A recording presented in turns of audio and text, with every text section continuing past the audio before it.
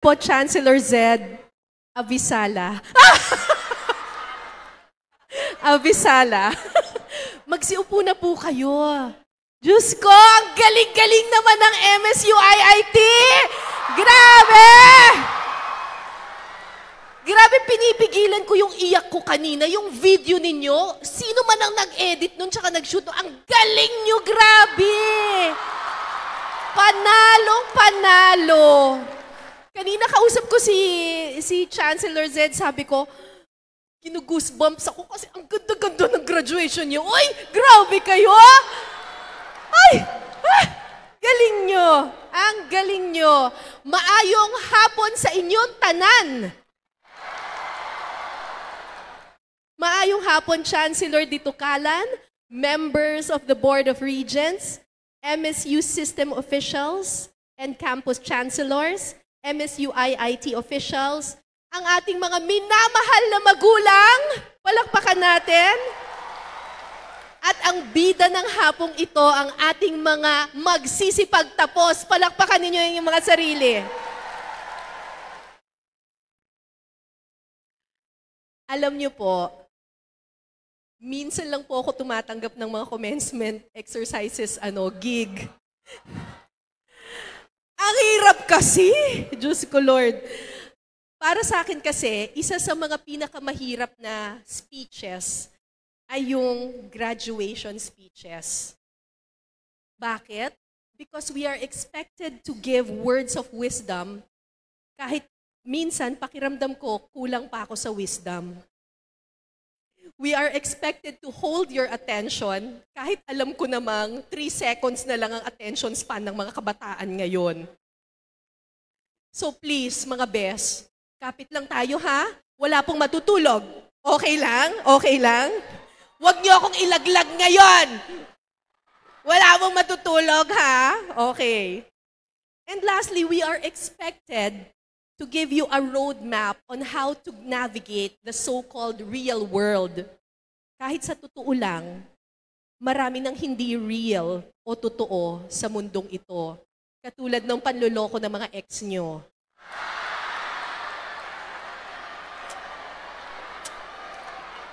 Diba? Sakit! Mga matatamis na salita ng mga ex nyo, hindi na real yung mga yan. Sinong nakarelate? But seriously, I am 51 years old, kahit na mukhang 35. Charot! Charot ba or rather, chares? Ah!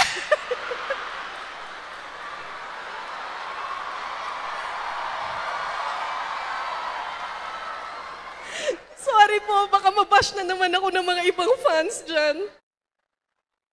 Wala na kasi yung syukla eh.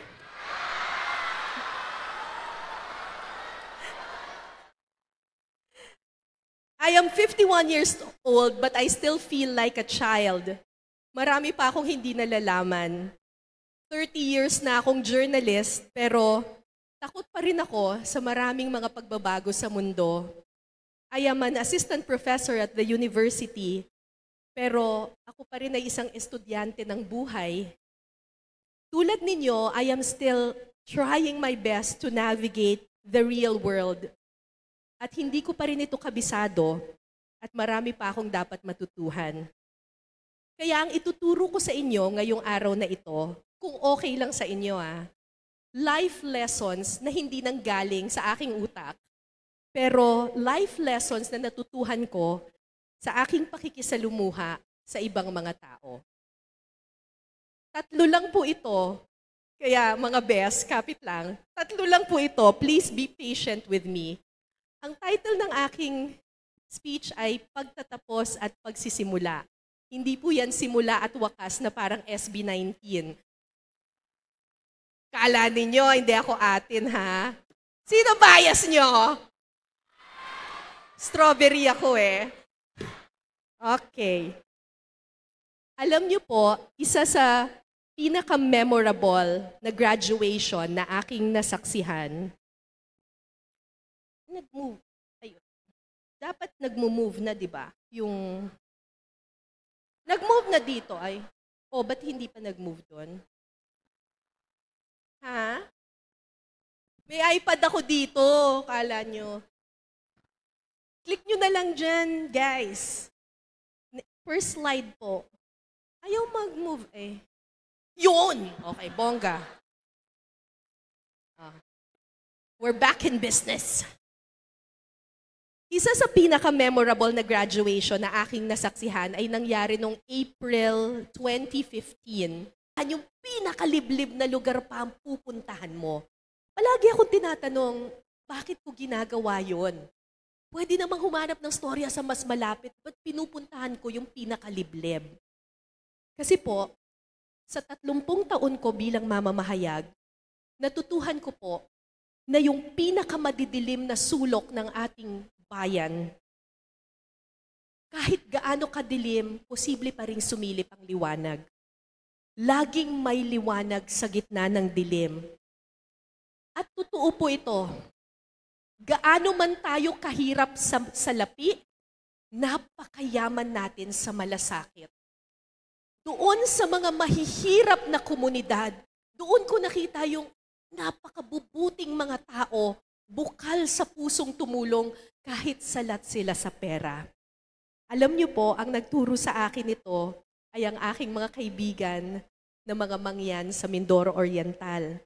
They are one of the most discriminated in Mindoro, and they are often called primitive, uncivilized, and uneducated. Pero noong nakipamuhay ako sa kanila, nalaman kong mas matalino sila sa akin. Hindi ko malilimutan, may isang bagay na itinuro sa akin yung mga mangyan, na ituturo ko rin po sa inyo ngayon. Ang sabi nila sa akin, Ma'am Cara, pag nahihirapan ka na, tandaan mo lang, ang mabigat ay gumagaan. Let me remind you this, hindi mo kailangan maging milyonaryo para makatulong sa kapwa mo. At hindi mo kailangang maging politiko para makapaghatid ng pagbabago. Never, ever, ever underestimate the power of compassion. At laging tatandaan ang life lesson ng mga mangyan sa ating lahat na sinishare ko na po sa inyo. Ang mabigat ay gumagaan kapag marami tayong pumapasan. Sa totoo lang, hindi ko alam kung bakit pagtatapos ang tawag sa graduation. Marahil pagtatapos sa mga pagsubok, pero ang totoo, simula pa lang po ito ng mga pagsubok ninyo. Pagtatapos ng pag-aaral, pero hindi ba dapat patuloy tayong natututo at dapat hindi natatapos ang pag-aaral? Pagtatapos ng kabataan, pero hindi ba sa paglilingkod dapat palagi nating bitbit ang pag-asa at pangarap at idealism ng kabataan? So, hindi po ito pagtatapos, kundi isang simula. And good luck to all of you. Maligayang pagsisimula sa inyong lahat. Pagsisimula ng inyong mga pangarap para sa sarili at para sa mas nakararami. Congratulations, MSU IIT Cats! Congratulations to all of you. Magdasal, magpasalamat at magmalasakit. It's an honor to be with you on your graduation day. Maligayang pagsisimula. Salamat po.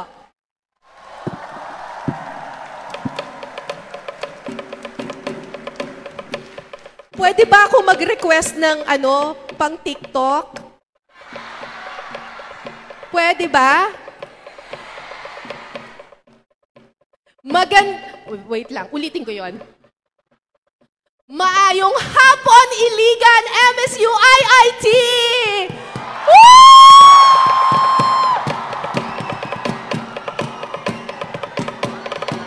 Ang gagaling nyo!